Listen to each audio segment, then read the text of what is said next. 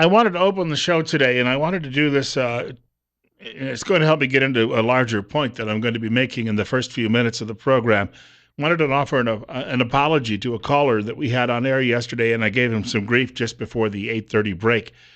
And he was calling in, and he was pointing out. He said, he's disappointed in evangelical leaders such as Billy Graham, who he believes perhaps have given people the impression that they can just sit around and wait for the second coming, and that they don't have to get involved with daily life. And I told the caller that I didn't agree, and that I thought that Reverend Graham, and I still will stand by this, that Reverend Graham has done a huge service in the name of the Lord to bringing people to God and to salvation, and brought a lot of people, as I put it, out of the darkness. But the caller's point, and after I got off the air, I started thinking about what this caller said to us, and the more I thought about it, my talk about how things sometimes are revealed to you just in the course of the day. I had an email. I'm on a group email list for the talk show host Eric Erickson. Eric Erickson happens to be a member of the Presbyterian Church in America, which is a more, call it, Calvinist church, much more conservative than the Presbyterian Church USA. And Erickson sometimes is a fill-in for Rush Limbaugh. You've heard him if you're a frequent Limbaugh listener, and you hear the fill-ins as well. And Erickson said that too many young Christians in this country have adopted the attitude of that fellow in that apocryphal story. You've heard the story many times. Floodwaters are rising. So a deputy shows up at his door and says, "Come on, we'll evacuate you." And he says, "No, I'll trust in the Lord." And then after he's on the second floor, as the floodwaters rise, a boat comes by and they say, "We'll take you away." And he says, "No, the Lord will take care of me." And then when he's on the roof, as the waters are rising, a helicopter comes by, and the chopper, a pilot says, "Come on, we'll get you out of here." And he said, "No, the Lord will protect me." And then at the gates of heaven, he's like, "Hey, what went wrong?" And of course, you hear, "Well, I sent a deputy, and I sent a boat, and I sent a helicopter. What more do you need?" And Erickson is writing in his column, this is something we have to keep in mind. He said, too many young Christians are sitting atop their rooftops, and they're waiting for someone to come along and just save them, or throw them a little bit of salvation, when perhaps they've got to realize we were given a constitutional republic. Now we've got to protect it. And I thought, you know what? Our caller is essentially saying the same thing. He's leading us to that same path. So my apologies this morning to that caller, and I think that that's something I'd like to bring to mind this morning, as I was going to share with you a letter that I received overnight. And it's actually copied to me, but it's a letter that ended up going out to Governor Butch Otter. I almost put him back about a dozen years ago when I said Lieutenant Governor. Went to Governor Butch Otter, and this is from one of our local pastors right here in Twin Falls, Idaho, Paul Thompson. Some of you know Paul. I met him at an event at his church, that is Eastside Baptist Church. That's located here on the, I call it the sort of the eastern end of town, which is why they call it East Side. Met him last summer at an event at his church, and a pretty shrewd observer of what's going on around the world and in our lives. And he's writing about this discussion that's currently going on in Boise. You have people in this state who believe in faith healing. Well, a lot of people believe in faith healing. I've gone myself to a faith healer, and I've actually, had an encounter with a faith healer, and I had some dramatic results at the time. So while I don't rely on it always, I do believe that it is an important part of our lives, and that we have to consider that in any treatment. Some people believe that they need nothing more than prayer. Christian Scientists, weren't they among those? That they thought that, we'll just concentrate exclusively on prayer and nothing more. Well, you have a lot of denominations that follow that. On the other hand, some young children have died because of the approach that those parents have taken. And now you have state legislators who say, well, we have to step in if that's taking place, and we have to save those children. Now, the pastor is looking this over, Pastor Thompson, and he says, we've got to consider a few things first. Here are his observations. Number one, it's not a good sign when a conservative governor wants to study legitimate faith group practices. Two, I've been following this issue for a few years, where I think fraud and negligence are possible in faith groups. It is a breach of power and constitutional overreach when a government wants to regulate religious practice. Three, right now, it is being reported as a study. Four, every parent and every church should watch this closely and make contact with legislators, often on this matter, expressing concern of the potential overreach. And then he goes on to this. Number five, every church in the state of Idaho should be watching this closely. And this is from his letter to Governor Otter. is your study to issues of medicine only? In other words, there may be some things that would be acceptable with this, but once you actually cross that line into saying, well, this religious practice is wrong, what other religious practices could also be defined as wrong? He also asks the governor, will a study of what families of faith teach their children follow? In Norway right now, you have a family that had their children seized because they spanked them. 5 children hauled away by the Department of Social Services. Here's another question. Is it too far of a stretch to assume that a study will be in order for churches and what they teach with minors present? Why a study of families of faith and the death of their children while refusing to investigate Planned Parenthood and a study on the thousands of abortions performed in the state? If children are being murdered, Pastor Thompson writes, by their parents of faith, then by all means prosecute people of faith for murder. If there is reason to believe murder is happening, then formally investigate. And he writes, I respect that you have a responsibility to all citizens of Idaho to protect all life. I respect this duty you have. Please exercise extreme caution in this study.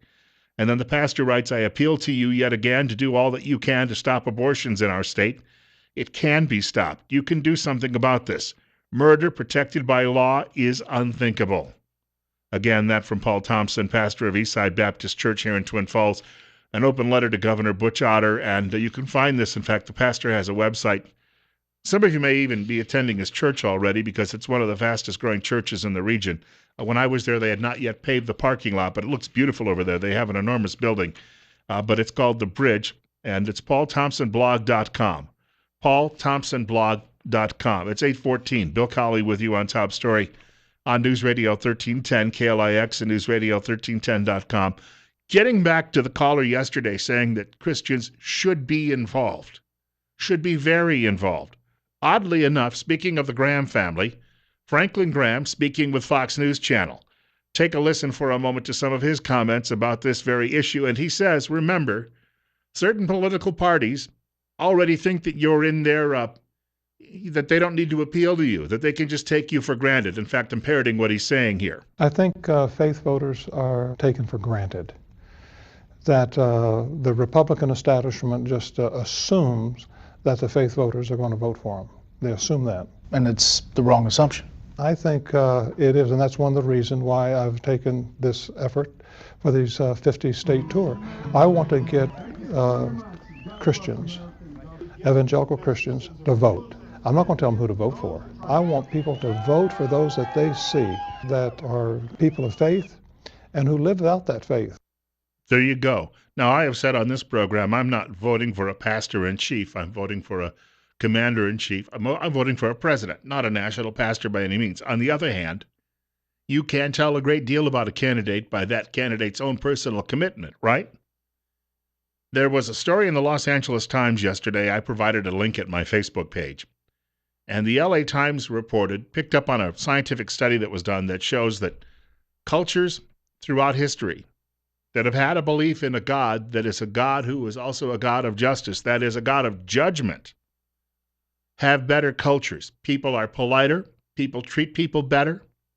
In other words, what you're going to see if you have people who believe in the Lord, but also believe that God is looking out to ensure that we treat each other well and that we will be judged upon that at the end of our lives, then those people are better in their relationships with their neighbors and their friends and their families.